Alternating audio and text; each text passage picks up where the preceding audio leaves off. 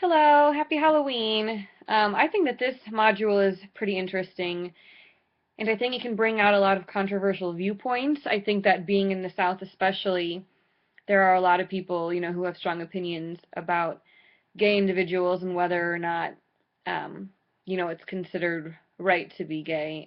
For the sake of my argument, I think it's going to show through anyway.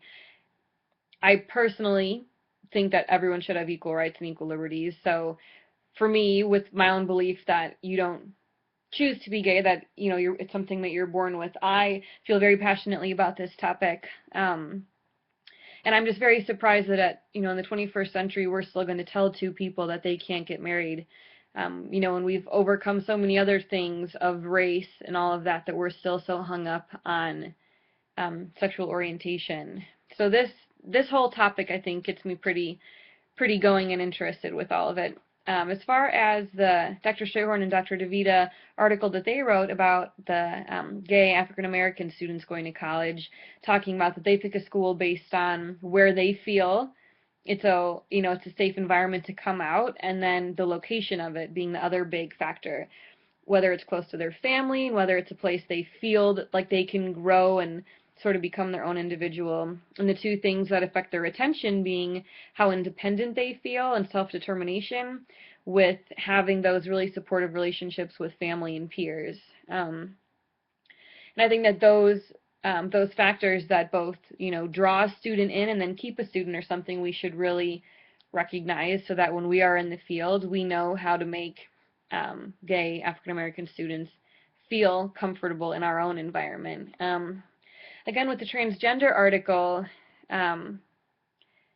it said 44% of transgender students experience harassment, and that means that 1 out of 2, are bullied and harassed in some form or another for choosing to identify with a gender other than what they were born with, and that is just so sad to me.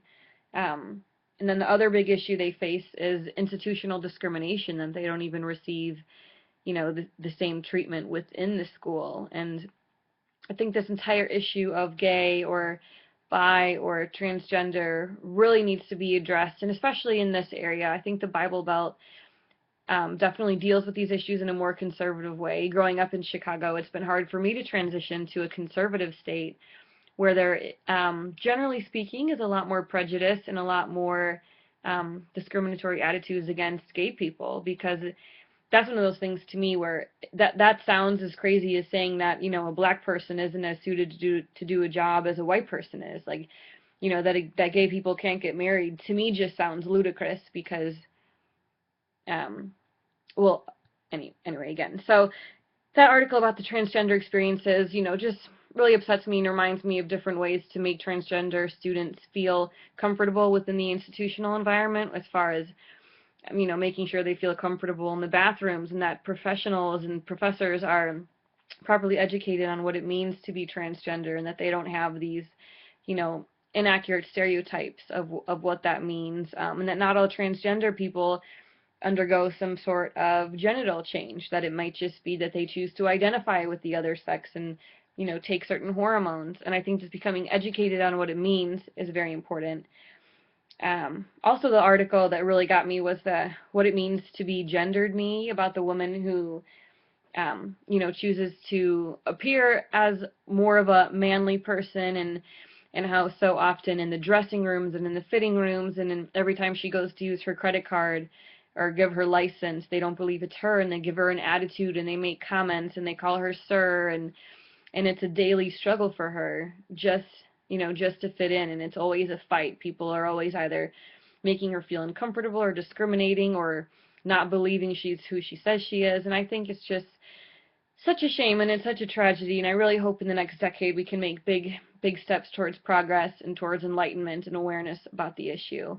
And I think the problem is lack of education, and I think people don't understand what it means to be gay or transgender, and I think if you do a little research, there's a lot of good information to inform you about it.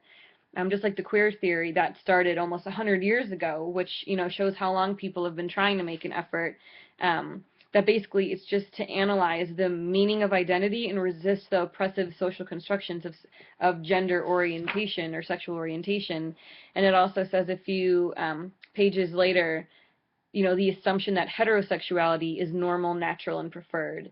And again, with separation of church and state, I think that even if you don't believe that that's what is okay or that's what is right, that's not supposed to enter your professional life. And so regardless of what you may believe on your own time, you need to treat these students with the exact same, liberties and opportunities and kindness. And so I think that it's a very interesting issue, and I'm excited to hear what you guys have to say. None of my students, as far as I can tell if they're talking to them, are gay or bisexual, lesbians, transgender, so I don't know that it directly relates, again, to my athletic advising experience. However, all of these are helpful. I can see if I did have one of my students that I was tutoring that was homosexual or transgender, I think all these articles are just good reminders of things that might make them feel more uncomfortable or more unwelcomed, and how we can help change that.